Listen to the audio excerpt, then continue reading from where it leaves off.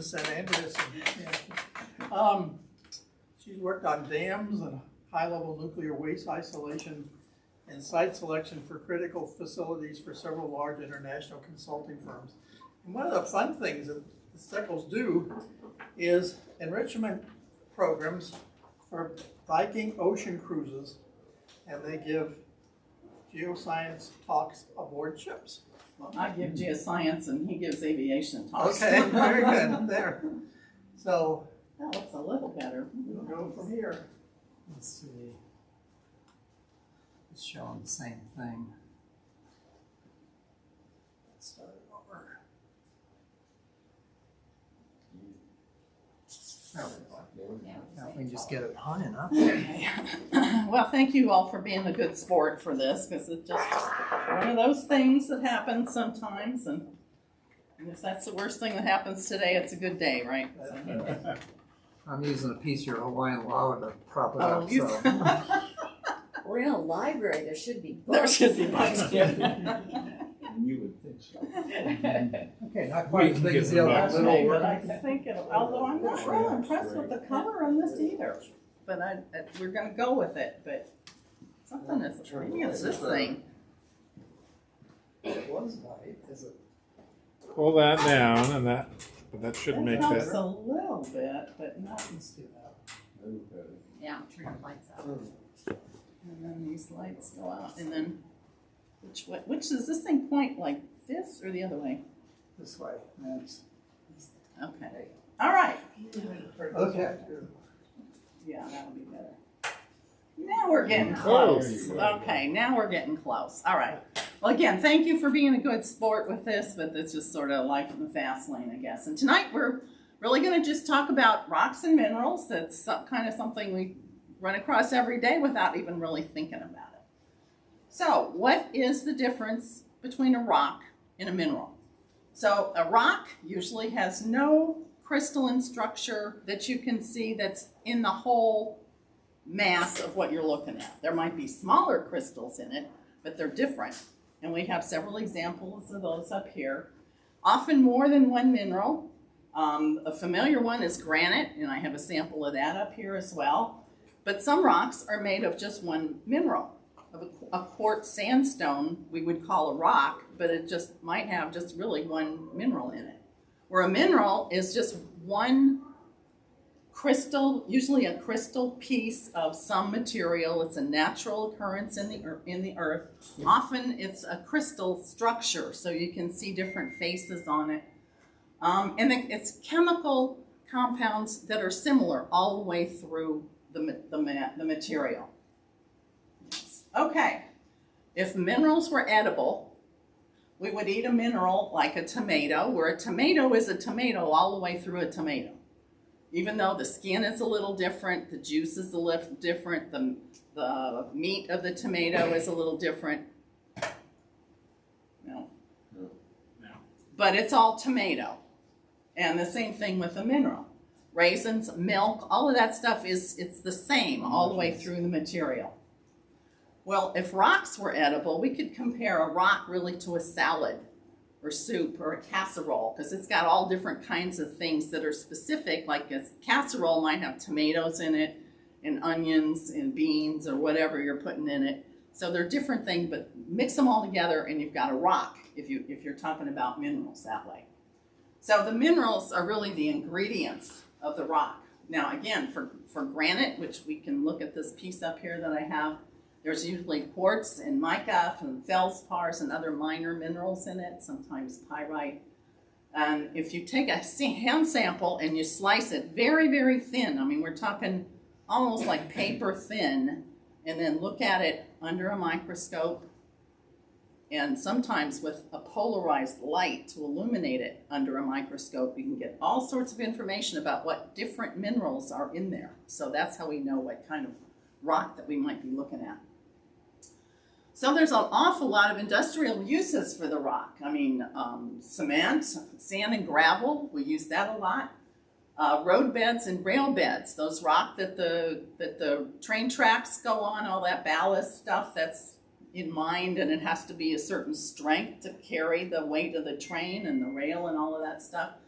Building stone, often now, building stone is not so much used structurally, but it might be used more as a decoration on the exterior of a building, maybe. Granite countertops, and I got granite in quotation marks there because they're not always really granite, but kind of the colloquial use of the term is. Engineered fill, sometimes if you have maybe a sinkhole or a landslide or things like that, there's a lot of civil engineering uses where we use rock. Okay, if there's a fossil in it, it's a rock. So that has been a sedimentary rock where things were laid down in different layers, almost always or often by water, whether it's quiet water like in a lake, or moving water in a river, or a coastal zone, or in a seabed. So you're going to find different types of fossils depending on where that rock was laid down in layers. So there's 3 kinds of rocks. There's sedimentary. This might sound familiar from a long time ago. Again, it is material laid down by wind and water. Metamorphic, and I got a couple of really cool examples of metamorphic rock. And you wouldn't think that rock can get squished and stretched and twisted and heated up and re-melted and come out looking totally different from what it looked like when it first started. Or igneous, and they're sort of my favorite because that's where you're going to find, most of the time, that's where you're going to find the crystals, and that's what I think are the prettiest part of these rocks and minerals. So metamorphic rock are the trickiest, really, because they have had a really interesting, sometimes almost contorted history. How long were they under pressure or temperature changes, or were they stretched or twisted or torn or fractured or compressed or whatever? That a lot of things happen, and that actually changes the mineral composition of the rock.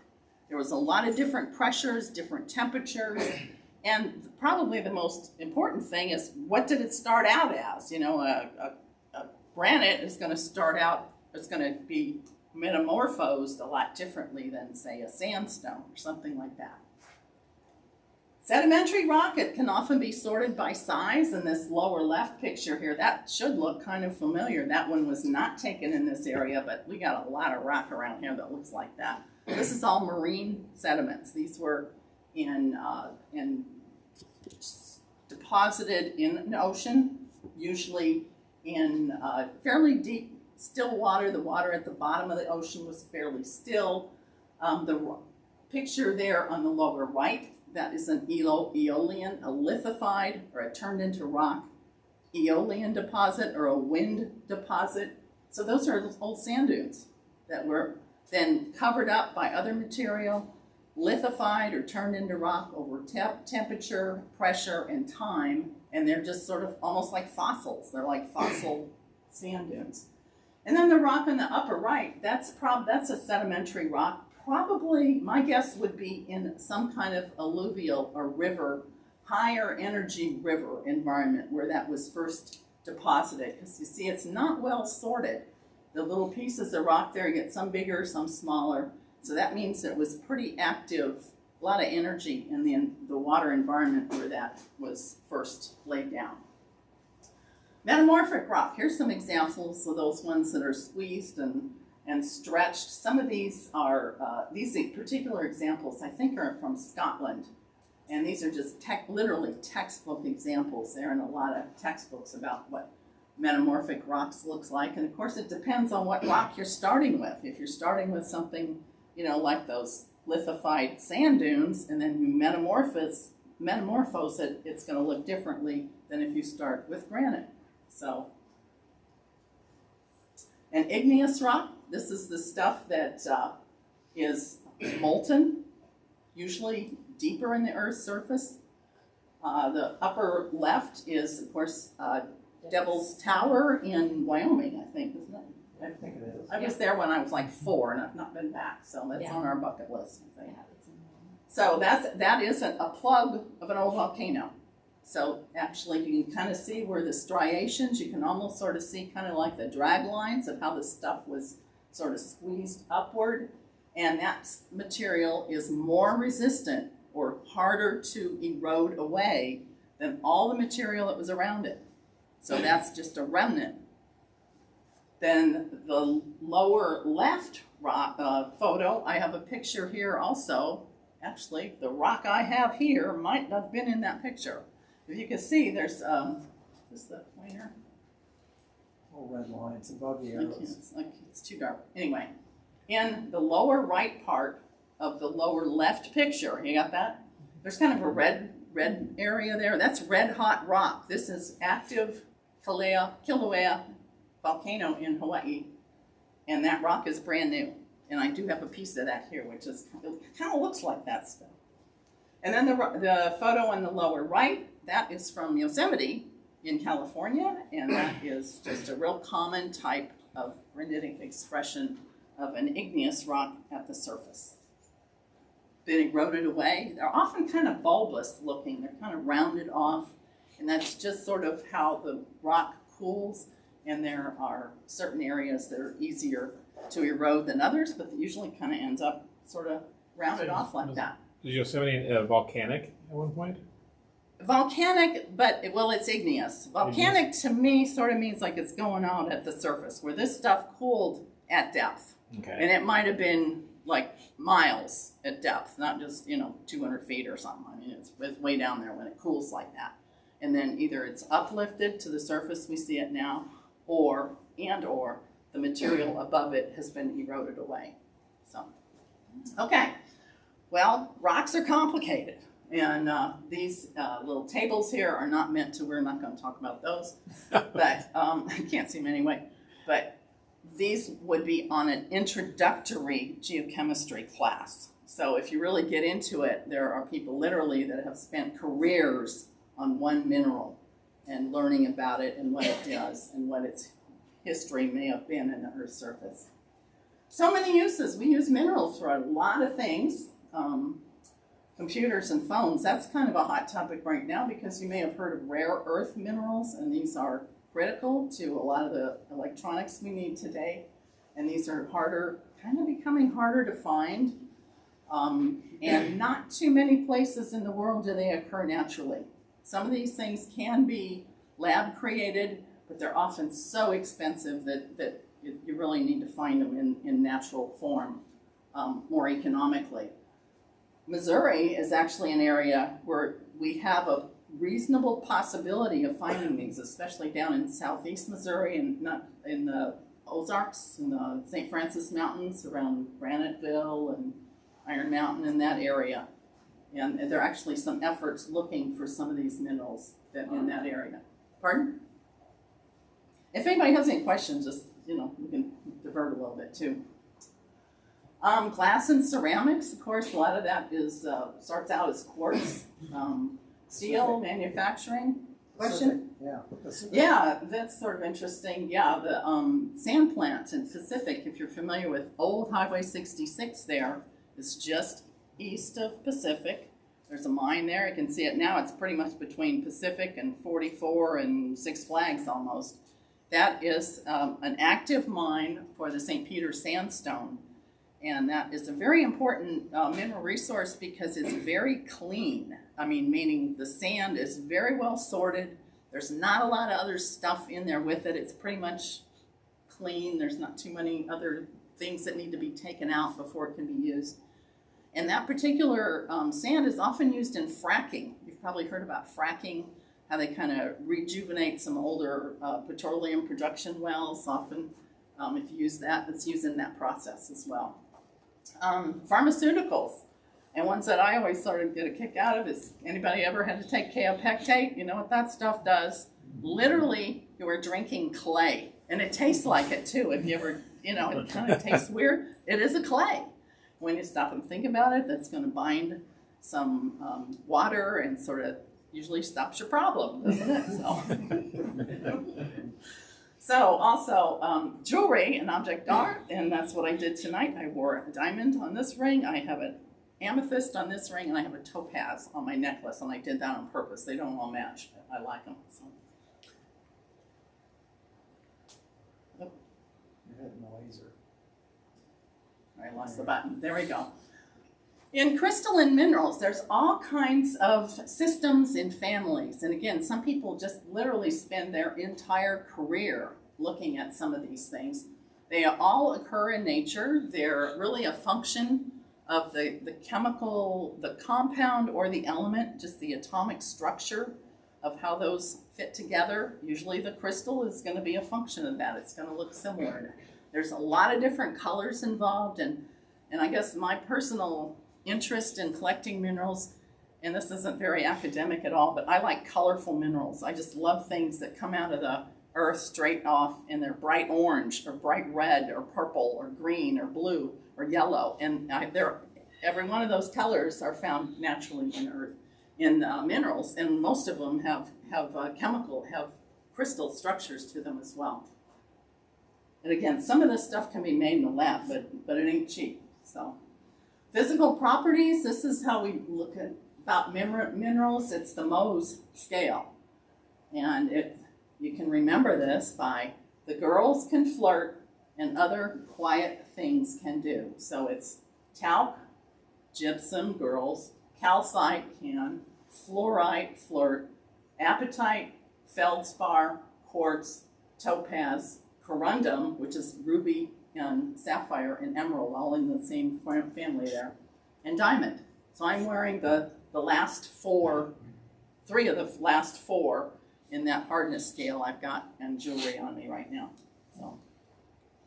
Okay, well I'm just going to show some pictures of some different structures of minerals that we have. This sulfur. See, this color is still not right because that sulfur should be bright yellow. Oh, So it's just what it is. But believe me, it's because it looks pink now, and it's not. It's bright yellow. The upper right mineral, that is one that Scott probably doesn't even know. That one is bonitoite, which is found domestically in the U.S. in one location, and I've been there. I've not found a bonitoite, but there's 3 minerals in sequence: neptunite, naturalite, and bonitoite. And the bonitoite is the last one found. And I found neptunite and naturalite. tell me where it is. It's in New Idria, California, which is west central California.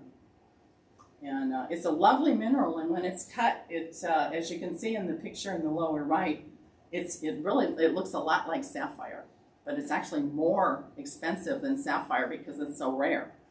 So my life, it's on my bucket list. I want one, Richard. Okay. Yeah, and she has witnesses. Yeah, I know. Witnesses tonight too. Another kind of oddball one, and I've never found. Well, I take that back. I do have a sample, and I didn't bring it actually for public safety reasons. Cinnabar is a mercury mineral. What is that? Is that somebody's phone? Okay. Okay. I thought we were getting carbon monoxide alerts. So, but cinnabar is so interesting because it's a mercury mineral, and certainly if you handle this, wash your hands and don't do anything around your face or anything. I do have a sample of it at home. It's not nearly this dramatic, but you can see the red stuff in the rock, and it is from a mercury mine, also not too far from where the bonitoite was found. That's in west central California as well. Dioptase, that's more of a copper mineral. That's lovely, lovely crystals in that, and those are really expensive. I don't have one of those, but a nice size sample with crystals that's, maybe as big as your fist could probably be $5,000 to $10,000. Some of these are just gorgeous. Wolfenite. Wolfenite is a tungsten mineral, and this is actually why the chemical symbols. Anybody remember this? What's the chemical symbol for tungsten? W. Because of wolfenite. I think wolfenite was some guy in Germany that probably first identified it. Named the mineral after him because tungsten came from this mineral. The azurite, that's another copper mineral. That's lovely, lovely crystals. And the best, I think, probably come from northern Mexico and southern Arizona, around Bisbee, Arizona, and then just over the Mexican border in that area.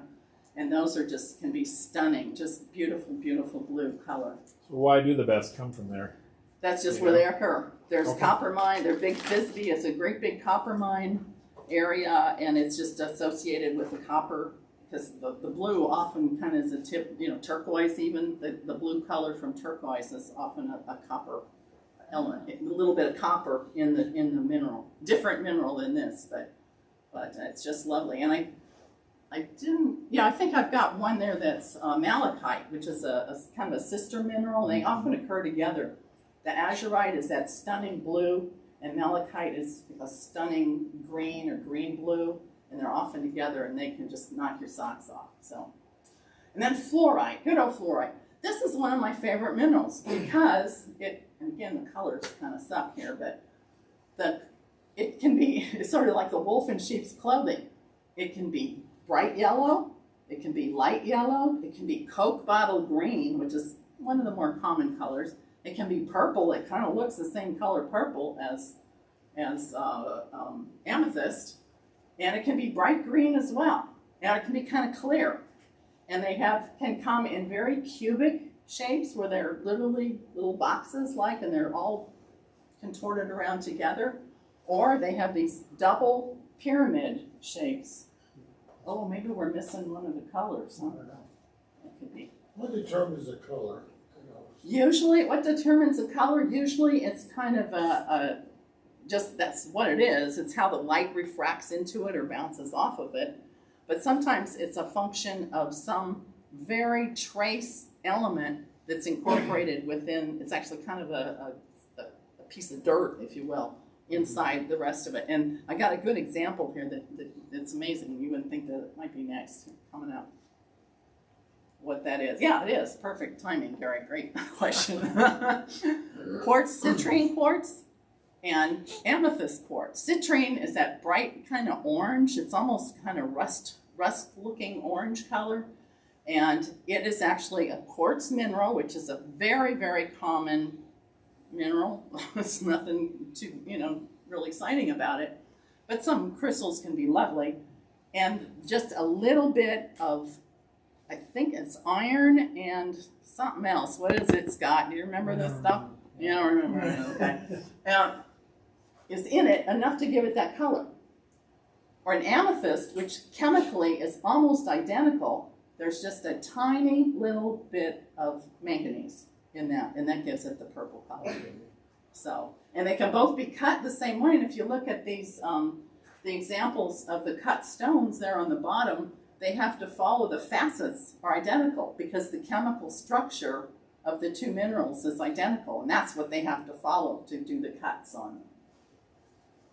Okay, garnet, that's another one of my favorite ones, and I think I brought one of those. I had it in a bucket, maybe I didn't bring it home, but I got to go to a place in California one time called Garnet Hill before it actually kind of became known. And it was a little knob. It was in the western kind of edge of the high country of the Sierras. It was kind of from the foothills to the Sierra. And we walked up to the top of this little hill, didn't know what we were going to find. And we found an outcrop that was literally solid garnet. And you just couldn't do anything but walk on them. It was, everything you walked on was garnet. So we kind of weren't really prepared. So we stuffed our pockets and a backpack and everything we could with lovely samples, and I still have quite a few of them actually at home. And I was able to go back about 2 years later, and somebody had been in there and mined it out, and there was nothing left. They decided to scrape the top of the exposure, and there was nothing left. Often with the garnet, olivine, which is also peridot. You might remember, be aware of peridot, which is a lovely kind of lemony green color stone. It's a birthstone for, is it June, I think? Maybe? August, okay. And that's a lovely green stone, and it occurred at the same place as that garnet, and I got a good sample of that too. I'm not sure if I brought that with me or not. Again, we're moving right now, and we're not organized yet. So, galena. Galena is state mineral of Missouri. It's very, very heavy. It's, I always think of, it's a lead mineral. The chemical compound is PBS, lead sulfate. So I always think of, like public television, PBS is the chemical notation for galena. And world-class samples and active lead mines are in Missouri. I've been in the one down at Buick, Missouri, just like the car, Buick, Missouri. And that was pretty weird because we went down in an elevator and you kind of rattle, and I don't know how far down we went. Maybe 200, 300, 400 feet, I don't know. And you get down there and the whole thing, it's mined out area as big as this room. It was all lead. It was below you, all the walls above you, and they were actively mining it. And every now and then the hill will pop. Usually it doesn't look all that great, you know, just kind of gray, silvery, metallic-y looking stuff. But every now and then they find a little void where they're a vug, they call it. That's a good crossword puzzle word if you ever need that one. And that's where the crystals form. And they'll stop mining if it's a nice exposure, and they'll dig out the crystals because they actually have value on the mineral market. Pyrite, the same thing. Often that occurs with other minerals as well. I have some, I know I brought one along. It's a little pyrite nodule, and that's often found with some of the geodes in northeast Missouri, which is also kind of a world-class location for geodes. And we were up there, 10, 15 years ago and found a great site. And we were digging out pyrite nodules as well as geodes. So there we go. Barite, that's an interesting mineral because it's very, very heavy. In fact, I've got a great one. I want you to come up here and as soon as we turn the lights on, I have some volcanic pumice, which you're probably familiar, very, very light, and barite, which is very, very dense, heavy for the size, the material it is, and little bitty thing, I think in my mind, it weighs more than the pumice does. So it's just kind of weird to see this pumice thing that's, you know, the size of a big hamburger and a little piece of barite that weighs more. Barite also often forms, and they call them barite rows. These things, and that's just the way they form in nature. You can dig them out. There's a lot of these in Oklahoma. There's some places where you can go dig those out as well. Calcite, that's a very common mineral around here. A lot of times in our limestone, which is often, it's made out of a lot of calcite is involved in that, is in the limestone. Sometimes there's been water that has traveled through the rock, picked up some of the calcite, and then redeposited in other places as a crystal. And even here in Washington, Missouri, there's some actually exposures on Highway 44 in Pacific on the north side of 44. If you recall, there's kind of and it's the westernmost road cut close to where those truck stops are. The metal nets are over it. Yeah, the metal nets are over it now because it's kind of fallen off and it's fallen on the highway. There's some chunks there that are crystalline, and it's actually kind of a sinkhole in progress. That the road cut is actually cut through the sinkhole. I've been watching that thing for 20 or 30 years now, and every now and then there's a new big rock, and they'll take the face back a little bit and put some fencing up or something to try to keep it off the highway. Herkimer diamonds. I just love these things. They are found in fact, it's in Herkimer County, New York. And they are a doubly terminated quartz crystal, as you can see that example in there. And it's just this kind of blah, gray matter that's the country rock or the parent rock, the surrounding rock. And then there's these little voids, and inside the little void, there's this lovely, often very clear, they almost look like diamonds. Oh, I should have brought that one too. I got a ring actually that's made from a Herkimer diamond. It looks kind of cheesy if you look at it, but it's so ridiculously big, but you can see the crystal in it. So I would never wear it, but it's just kind of fun to know a little bit about it. And they're not diamonds, but they have actually a fair amount of value because they are so chemically perfect, and just the crystal structure of them are just beautiful. And then Arkansas diamonds, and these are real diamonds. And we have been there, 3 times now, I think. And we haven't found any yet, but it seems like every time we're there, that 2 days later, somebody found some, 16 carat thing that's worth $40,000. So, but it is a wonderful place. It's a lot of fun. You're going to get dirty, and don't go in the summer because it's too hot. But if you go other times of the year, it's in Southwest Arkansas. And you pay, $20, I think, to go in. And it's about, yeah, if you find it, you keep it. And people actually, there's some people that live in the area that actually that's their job. They go in and pay the 10 or 15 or whatever bucks a day, and they mine it, and they find enough. They're pretty good at it. Some of them have, it has to be, if you can't use mechanized anything, but you can, if you have some kind of screen or something like that, you can, in water, you can do that. But it's a lot of fun, and who knows, you might get lucky and find one someday. So it's a diamond pipe, right? It's a diamond pipe. It's similar in the geology of it is similar to the Kimberley diamond pipe in Africa that is still the source of like 95% of the diamonds in the world diamond market. And it's basically an old volcanic plug that is eroded away. It's softened up, and there's diamonds that formed in it at depth, and these things, the density of the diamonds is slightly less than the density of the surrounding material. So what does that do over time? It literally floats. It just might take it, 1,000 years to come up a foot. So, but if you hang around long enough, you'll find some. So. Do they keep scraping off the top to expose new material for people to No, you don't need to do that. The question was, do they scrape material off to expose new material? They just elevate it. They kind of, run a tractor through it every now and then to kind of keep it, chopped up a little bit. But it's muddy, it's clayey, it's sticky. We went one time after, it was New Year's Day, I think, or New Year's Eve day. And we went, and it had just rained. It was cool, and it had rained kind of a lot the day before, and we went in the morning. So we were the first people out. And it was amazing because all these little pebble things, not little, we're talking like half the size of your little fingernail.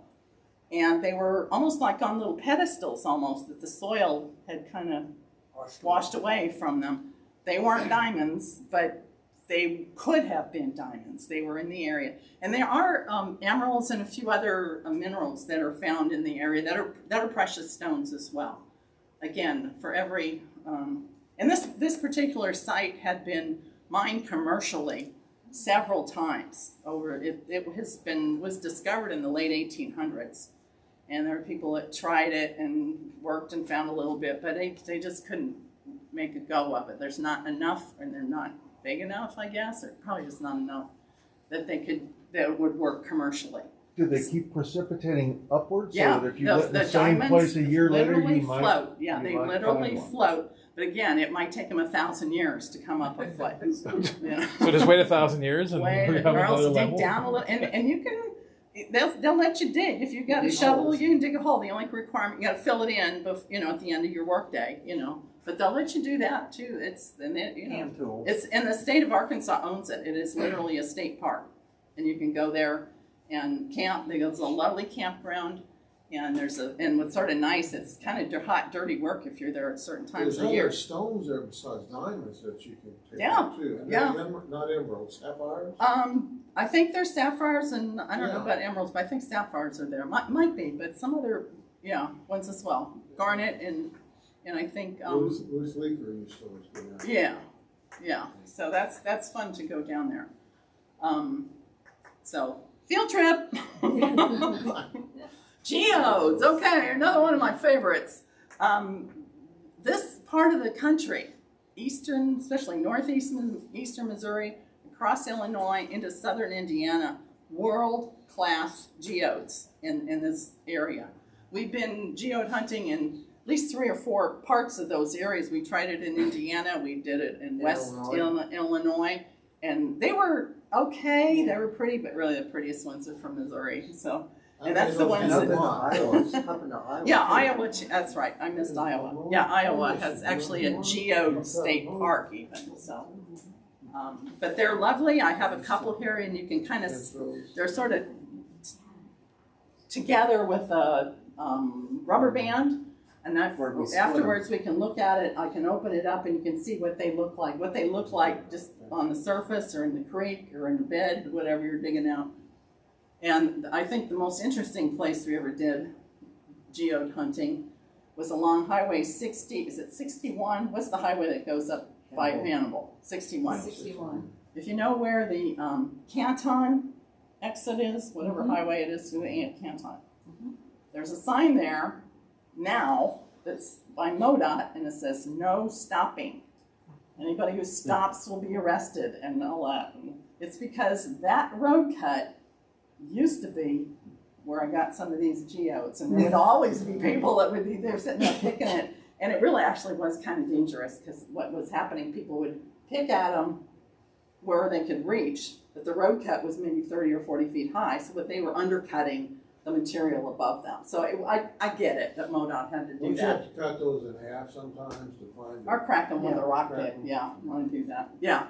But sometimes, like the ones we found in Indiana, they were already, and even some in Illinois too, they were already cracked open. We found them in a stream bed.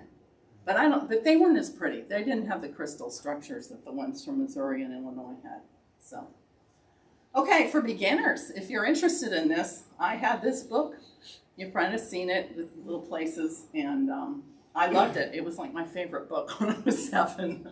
And it is kind of fun if you can go to some of these sites that there's the fluorite dig site in northwest Kentucky.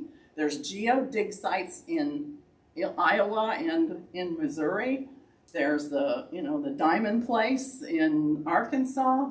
Barite places in Oklahoma. I mean, if you kind of start digging around and just Google stuff online, you can find pay to dig and then fill in whatever sapphires in North Carolina. So there's a lot of things, a lot of places, and it is a fun family hobby. I sort of put on there clean family fun because it's healthy and fun and all that, but it's not clean. You're going to be filthy dirty at the end of the day and probably just strip down before you even get in the car because you're going to be a mess if you do it right. So, okay. Geologists rock and mineral too. So kids, this is a great family field trip or for grandkids or whatever. They learn a little bit about geology. They learn about maps. They learn about chemistry maybe. If they're doing something outdoors, modest investment. I mean, you can hit the road for a geology field trip for like $10 and a tank of gas. So it's easy peasy. So, and where to look in Missouri? Now I did put the little more detailed Missouri state map. And yeah, this is just places where to go. And kind of the secret to all of this is if you're just going yourself, you can hit Google and you can find a few places here and there. But the best way to do it is go with a club. And there are several clubs in the St. Louis area. In fact, one of them, and I have flyers up here for them, they're having one of their annual show in November 17, 18, 19, it's Friday, Saturday, Sunday, that weekend. And they'll have information. And the clubs often will organize a club trip, and usually they get into places that are not open to the public. Some of them do fossils, some of them do crystals, some of them do other things, whatever. But that's really the best way to pursue this if you do want to kind of get into it a little bit. And in the U.S., there's all kinds of places. We've been to many of these places, Richard and I. Yeah, North Carolina and Idaho, kind of one side of the country to the other, is where you really might find some rubies and sapphires, because those are, if you remember, corundum. That's number 9 on the Mohs scale. And tourmaline, beryl, garnet in Maine and New Hampshire, and they actually are often found with, I brought a couple of pieces of a mica. I'm not sure exactly. It's in the mica family, and it's pretty big. You can see them up here. And they're often found in that kind of sequence. That usually if you find one mineral, there's a better possibility you might find something else, so keep looking. And of course, that's those people that spend their lifetime on one mineral and figuring out the geochemistry of it. Those are the ones to start reading up on those kind of trips. But, and another fun thing to do is rock and mineral shows. And this is the one that's coming up in St. Louis. It's at the Afton White Community Center in sort of South St. Louis. And it looks exactly like this. I don't think this is a photo of it, but it's sort of like a craft show where people come. It might be literally mines that people who are mining this stuff commercially and making a living doing it, that's their job. they might have some real pretty samples out, or they might be making object art out of it, or bookends or jewelry, a lot of that stuff, but it's all natural stone material. They sell it? Absolutely, yeah, Oh, they're yeah. selling it, yeah, because they want you to buy it. They want So, to haul it home. yeah, because that's again, it's kind of their business to do that. And usually it's just sort of fun to go because there's a lot of real knock your socks off samples that you just wouldn't normally get to see in this area. And often, at least the show that's coming up, we've been to that, probably 8 or 10 times at least, maybe more. They have, their members will have like a show among themselves and a little competition. So the requirements might be put a mineral display in a case that's 3 foot by 3 foot by 4 inches or something like that. So they build these cases and they display their minerals that they have. And it might be based on some chemistry, it might be color, it might be location, it might be black light, whatever. It's just interesting to look at. They love to see kids coming because that's the next generation, and a lot of, the scouting programs, they all have badges that you can earn for these types of things. And almost every one of them, and I know this one coming up, the kids get to go home with a free rock kit, which is basically an egg carton, and then they get to pick out 12 rocks that they like. They'll have they'll probably have 20 or 30 bins of different samples, and they can go and pick out what they like the best. So, but there's everybody from, PhD geoscientists there to, 8-year-olds working on a Cub Scout badge or something. So anyway, is that it? No. There we go. Yeah, this is the one I kind of spoke too fast there. But this is the St. Louis Mineral and Gem Society. And Fridays to Sunday, November 19th to 21st. So, but you can go then and you can spend 2-3 hours looking at stuff. There's usually a hot dog stand. It's like what, $5-10 to get in? Yeah, it's a minor Entry fee. admission fee. And actually, if you're looking to buy stuff, I've heard, we've never done this, but Sunday afternoon is when to go because you can start dealing because these guys don't want to haul these things home, because rocks are heavy. Ask Richard. So he's been moving a lot of them lately. So that's the time to bargain. If you've got your eye on something that's kind of heavy, go up and, Make them an offer. make them an offer. you might get lucky. So Yeah. that is just a warm up. If you really get semi-serious about a rock or a mineral show or a gem and mineral show, is Tucson. And that is pretty much the month of February annually. However, it was not held in 21 because of COVID-19. But it is, I don't know of any event that's similar to this thing. It is literally the entire city of Tucson just sort of stops and they put on a gem and mineral show. Now they have a big convention center, and that's the official one where they sell booths and you can buy whatever you want. All over town. The library, the Elks Club, the Knights of Columbus, the middle school, a lot of hotels, the parking lot, it's just sort of a pop-up mineral show. And that's it. And the people that are selling them, these are the things like, those great big, Those shells are 3 feet high from the floor. Those are big. some of these taller, and they're basically stalagmites that have been cut in half. So you see the crystal, and that's amethyst on the inside of those things. How much might one of those cost? How much would one of these cost? Again, at the beginning of the show, it probably costs more than at the end of the show, because I think you can negotiate. But I would say 2,000.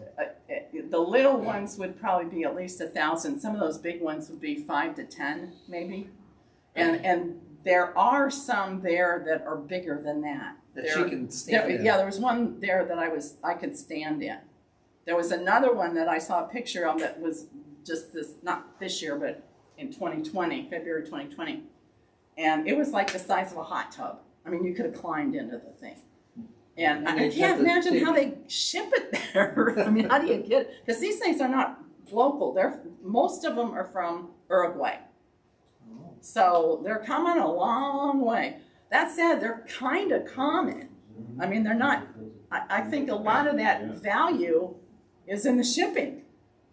you know, in Uruguay, I mean, yeah, we found another, 40 tons of amethyst, but we got to get it to some place where somebody would pay us money for it. So the shipping actually adds a lot of the cost. But it's a lot of fun. It's everywhere from some universities have exhibits, kind of putting on their geochemistry program or whatever. There are a lot of clubs, and then of course mines. Especially mines, even like the Galena mine or the lead mine in Buick, Missouri. If they found a nice pocket of real, collector quality Samples. Galena samples, they could probably get a booth here and make it worth their while economically. So now one thing we did find out the hard way, some of the sites, in one of them it was like at a big warehouse thing, and they set up tents that are bigger than this building.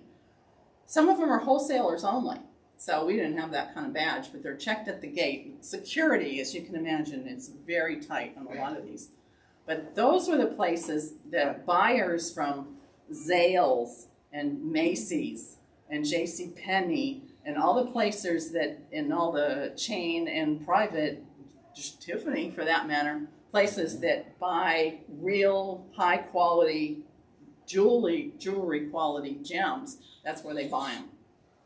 So negotiate, and I would love to get in there, but I think we're gonna tailgate in on somebody. They're too smart for that. So On a So I smaller scale, Denver has a good gem show too. Have you been to that? no, I've not been to the Denver one. Wasn't there one out in the desert very that's called large. hematite or? Quartzite? Quartzite, Quartzite, yeah, which that's is west of Tucson, and they have it at the same time. And as it's the- the same time. Quartzite, yeah. Yeah, that's the same thing. So we're gonna drag our little camper out west one of these days when COVID is over. So, but this is just kind of how it looks inside. And this upper left picture, that's sort of interesting because there was an old hotel, and you could tell that it was probably built in the 50s. You could tell in its day it was probably like the place to stay in Tucson. But it was shown its age a little bit. It was clean. It was fine. Exterior hallways. Yeah, it had exterior hallways and interior hallways.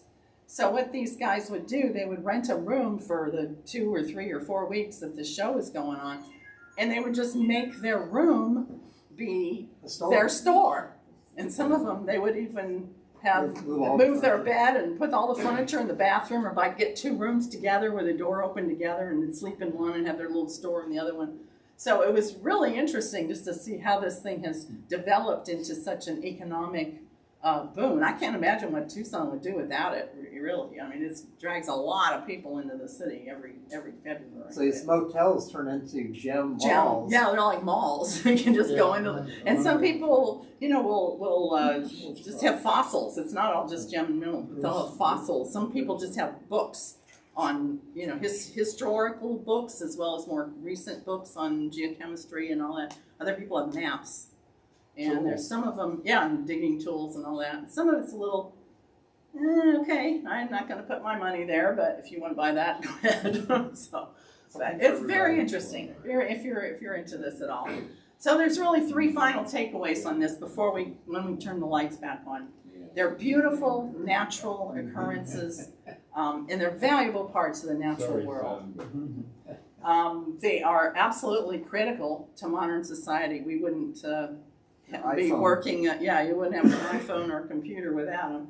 And it's really a great hobby for kids to get into too. So if you're thinking about that way, usually I would just go on a little family field trip. If the kids hook into it, try it, and I'm always ready to go. So give me a call if you got a good idea. I'll go if possible as well. So. Can you find gold in Missouri? No. Now, is it considered a mineral? Yes. It's an element. Gold is an element, it's also, and so is silver, but it's also a mineral. Or are they trying to sell Merrimack Cavern so you can go get a bucket? That's salted. That's all salted. The question was, at Merrimack Caverns, what you can buy a bucket of stuff, that's all salted. There's no gold there, and there never was. So, somebody dragged it in there. So, how do we turn the lights on? Maybe on light man. So if you have any questions, I'll be happy to give it a try. Silver, there's some silver with the the lead mines. I It's used a to- minor, but it is associated with Have you this ever kind of heard of mentality. silver in Franklin County? Now, I used to work at Shaw Breedham, and we had some property that we bought on the western part of it along Robertsville Road. Somebody tried to sell shares of silver mining. Have you heard of that If scheme? there was silver, why would they want to sell it? Those shares. They even had a shaft that went straight down. Yeah, they had a shaft, all right. You know, I'll just leave it at that. That's what it was. I mean, it was a scheme. No, there could be some elements here and there, very, very minor, but it would be associated with the galena. And the galena is associated with the lead, possibly, I don't know, the far southwestern sliver of Franklin County, mostly in Washington County. Or Washington, or is it Crawford, south of there? Both, yeah. Or both, yeah, in there. Possibly, but they're not mining for silver. They are mining because the lead is economic and they get a little bit of silver out of it too. So it's sort of a bonus. You tell about the guy that said he had an oil well down in Rolla. Oh, yeah. I got a call one time from a guy and he was sure, and I think he was doing the Jed Clampett song and was shooting out some food and up through the ground coming bubbling crude. And he was sure he had oil on his property and he told me where he was. And I said, no, what's uphill from where you are? Because I was thinking like it's a crankcase out of some old pickup truck that was junked and that was leaking out and coming out. And he called me, and then he called some people I know at the Missouri Geological Survey, and this guy was calling, and we were all, like playing telephone. There was one ahead of him all the time, and we all concurred it was probably just some environmental waste that was not supposed to be there that he was sure was going to make him a millionaire and go to Beverly Hills with a cement pond or whatever. Yeah, only out west. Only. In western Missouri. Western Missouri, there's a little, and not even that much. It's not really very economic. No, there was actually some and natural it's gas. heavy. There was some natural gas in North St. Louis County. It's not too much of it has been produced. It's producing now, but it has produced in the past. But there's actually some underground storage in north, which just means it's natural. Void in the rock, and not necessarily a void like a room like this, but just rock that's got little holes and space in between it. And that's a repository for natural gas, but it's got a pipeline coming into it and pipeline going out of it, and they tap it when they need it. If it's like in the summertime, they'll be beefing it up, and then we get a cold snap in the winter, and then you got your reserve right handy, close coal by. mines in St. Louis. Right. So, okay, I'm done. We got. Oh, Cynthia, I'm sorry. So you talked about Scotland, you talked about places all over the world. What about the Antarctic area? I mean, what's there? I don't know. And I've thought of that Do too. you have any idea? I think people are looking at that, and geophysics is getting a lot more capable of telling us what the rock is at depth, even at depth through an ice cap that's, thousands of feet thick in places. I personally, I just don't know anything about it, but I would be surprised if there wasn't some real significant mineral deposits here and there. The issue with that, of course, is how are you going to develop it? It's going to cost a gazillion dollars to get to it, and you might only get $1 billion back, so, or that scale anyway. So, are we done? We got pretty rocks to look at if you're interested in a map. I got some fun stuff. I've got, I was telling Dan here before this is pretty innocuous looking. And this is, Scott, you'll get a kick out of it. This is a joke. Part of the Hayward Fault is in Missouri. From California. This is fault gouge from the Hayward Fault in California, and now it's in Missouri. It's a geologist joke. I think you guys don't get it. So. Okay, here's the two rocks. Nelson, why don't you can do this? This is pumice, and this is barite. Now kind of close your eyes, and which Oh, wow. Yeah. To me, this one one's- feels heavier, This is doesn't heavier, yeah. it? That's kind of what I Certainly think too. More weight. Yeah, I mean, I hadn't measured it or Small. anything, but if you want to come up and kind of poke around this stuff, nobody steal anything. This is an honor deal here, so. Sulfur, that's kind of one of those yellow. Ugh, You smells can't bad. start their collection tonight. Yeah, you cannot start your collection tonight. Yes, ma'am. What is, Ozarkite? Ozarkite? Or most, I don't really, or Mozarkite, because I think there's an Ozarkite too, but Well, I thought the state. it's a state stone. mineral, Yeah. or is Chicalina the state mineral? I mean, Mozarkite would be a rock maybe. Kalina is one, but Ozarkite Is is another. another one. I think I it's a actually rock, don't know and I anything just about wondered it. what it was made of.